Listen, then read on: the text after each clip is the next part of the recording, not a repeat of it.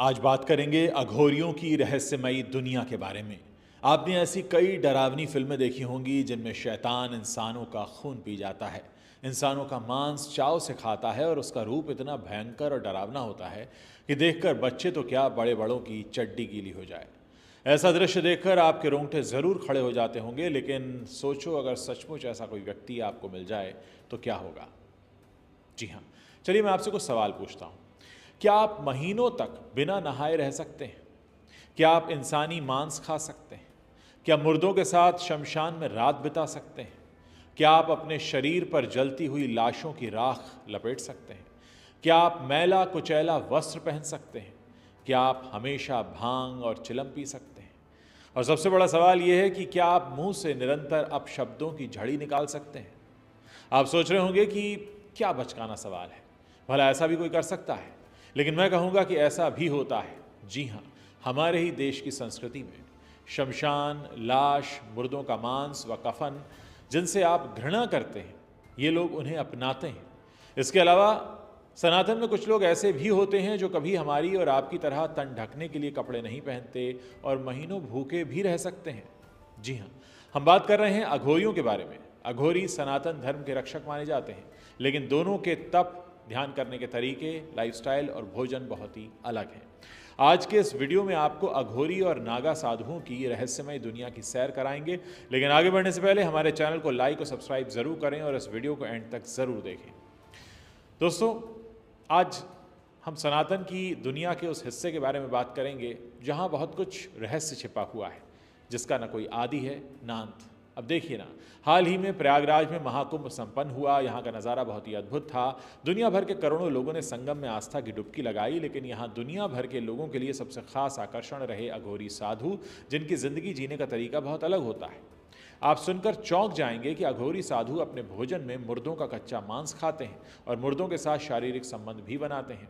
शमशान की राख से इनका शरीर ढका होता है। ये हाथों में मानव खोपड़ी और नरमुंडों की माला तक को धारण करते हैं। अघोरी साधुओं का जीवन सामान्य साधुओं से बिल्कुल अलग, भयावह और रहस्यमय होता है।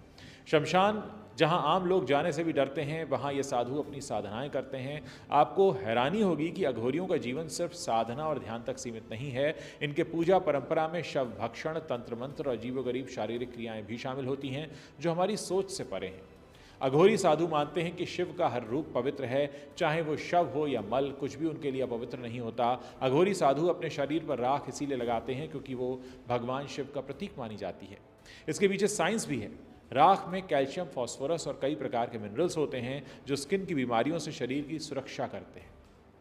इनके गुरु भी कोई साधारण मानव नहीं होते।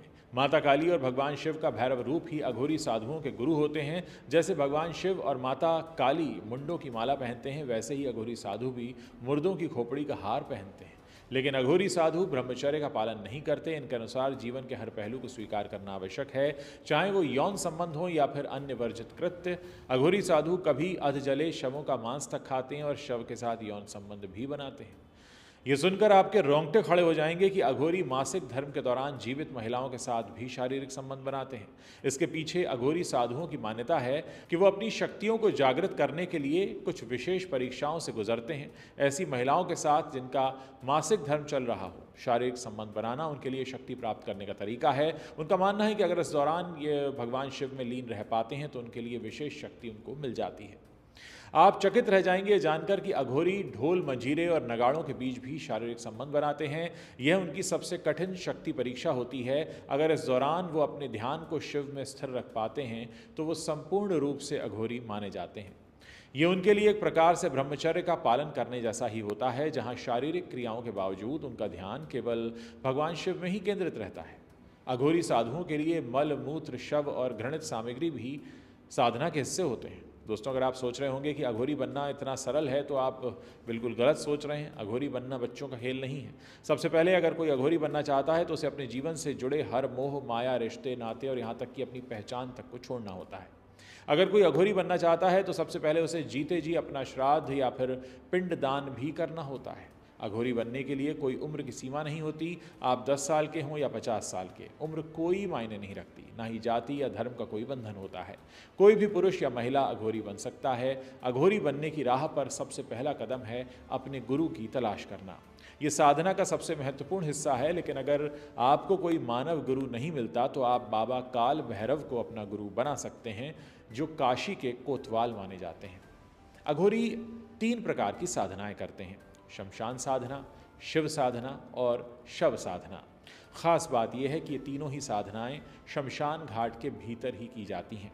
शव साधना रात के अंधेरे में की जाती है। मांस और मदिरा का भोग लगाया जाता है। कहा जाता है कि साधना के चरम पर पहुंचने पर मुर्दा बोल उठता है। ये साधना कामाख्या पीठ, त्र्यंबकेश्वर, उज्जैन और तारापीठ के शमशान में की जाती है, जहां केवल अघोरी ही उपस्थित हो सकते हैं। वहीं शिव साधना में अघोरी शव पर एक पैर से खड़े हो जाते हैं और अपनी शक्तियों को बढ़ाते हैं। अगर शमशान साधना की बात की जाए तो इसमें मृतक के परिवार को भी शामिल किया जाता है और इसमें तांत्रिक क्रियाओं को भी किया जाता है। अघोर विद्या के जानकार मानते हैं कि असली अघोरी कभी आम दुनिया में सक्रिय नहीं होते।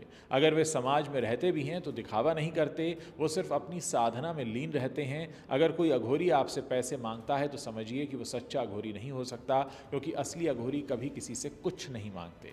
अगर किसी अघोरी साधु की मृत्यु होती है तो उसका शरीर साधारण तरीके से नहीं जलाया जाता। अधिकतर मामलों में अघोरी का अंतिम संस्कार शमशान भूमि में, गंगा नदी में या फिर किसी पवित्र नदी के किनारे ही किया जाता है। मृत अघोरी के शव को या तो जला देते हैं या दफना देते हैं या उसे पवित्र नदी में प्रवाहित कर देते हैं। अघोरी कभी अपने साथी अघोरी के शव को नहीं खाते। अगर अघोरियों के जीवन की बात की जाए तो इनका अत्यंत कठोर जीवन होता है और वर्षों तक धूप, वर्षा और ठंड से स्वयं को तपाते हैं, हठ योग करते हैं। ये कुत्ते के साथ मिलकर एक ही पात्र में भोजन तक कर लेते हैं। आपको सुनकर हैरानी होगी कि जब किसी मरे हुए आदमी की बॉडी डिकम्पोज होती है तब बॉडी का खून पानी की तरह बहने लगता है। ये उसका सेवन भी करते हैं। इसके पीछे मान्यता है कि ऐसा करने से उनकी तंत्र करने की जो शक्ति है उसमें प्रबलता आती है। और एक बात और जो इन्हें खास बनाती है वो ये कि अघोरी भले ही स्वभाव से रूखे होते हैं, किंतु अपने पुण्य फल को देने में एक क्षण की भी प्रतीक्षा नहीं करते। ये जन कल्याण की भावना से प्रेरित होकर कार्य करते हैं। इनकी आंखों में बहुत क्रोध दिखता है, किंतु मन से ये बहुत शांत होते हैं।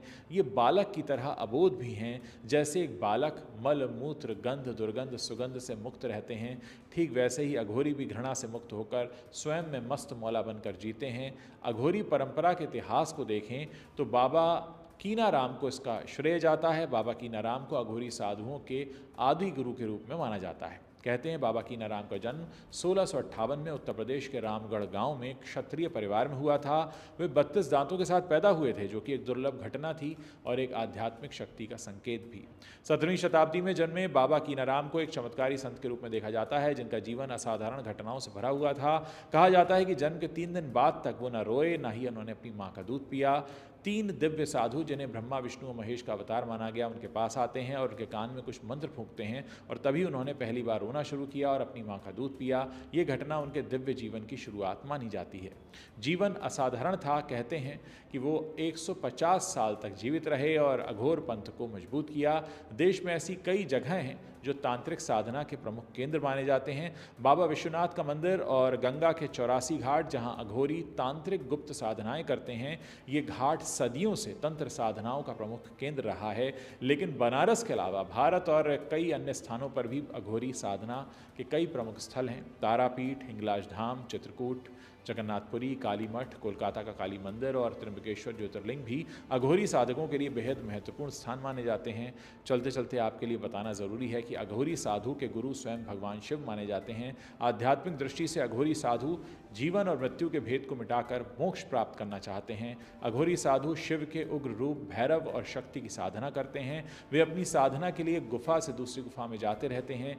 असली अघोर शब्द का अर्थ है अज्ञानता के अंधकार से ज्ञान के प्रकाश की ओर। अघोर जो घोर ना हो, जो भयावह से मुक्त हो।